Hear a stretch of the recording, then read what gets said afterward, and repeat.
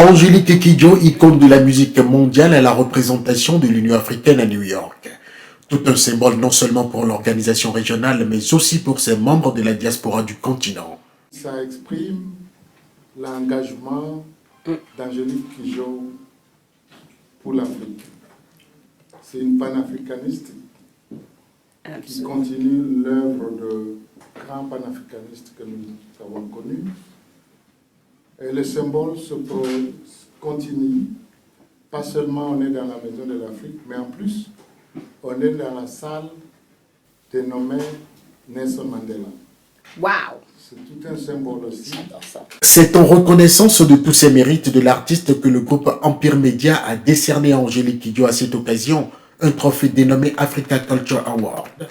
Pour le groupe, la récompense est l'illustration de la fierté forgée par l'artiste à travers ses œuvres et qui rejaillit sur l'ensemble des Africains de la diaspora dans l'univers musical américain chargé de défis. C'est des exemples qui doivent inspirer notre jeunesse. Être jeune, ce n'est pas une question biologique, mais c'est aussi une question d'idéologie. Et vous êtes jeune, vous avez toute la technologie, mais si vous n'avez aucun engagement, vous n'apportez vraiment pas grand-chose à votre continent.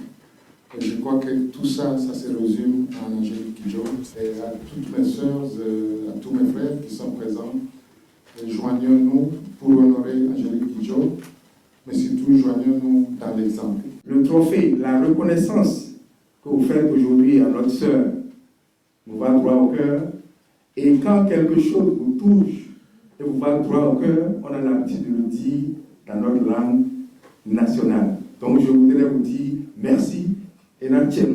Le 5 mai 2017, Angélique Kidjo sera en concert dans la grande salle mythique du Carnegie Hall à Manhattan pour à nouveau remettre l'Afrique au centre de la musique mondiale. Il s'agit d'une réponse de la virtuose au groupe américain des années 80 Talking Head pour leur album Remaining Light, un cocktail d'inspiration des sonorités ouest-africaines. J'ai pris l'album, j'ai mis des voix de femmes africaines en chœur pour répondre au chœur américain. J'ai mis du afrobeat dedans, j'ai mis du funk dedans, j'ai mis des rythmes de chez moi dedans, et ça sonne d'enfer. Donc ce que je dis, c'est que culturellement, on a une force qui peut nous permettre, petit à petit, de préparer les gens au panafricanisme.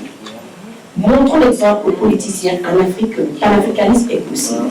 La seule façon de s'en sortir, pour nous, c'est de nous fédérer ensemble. L'Afrique est en marche, a souligné Angélique Kidjo devant ses frères et sœurs de la diaspora, les invitant à plus de solidarité pour des victoires collectives.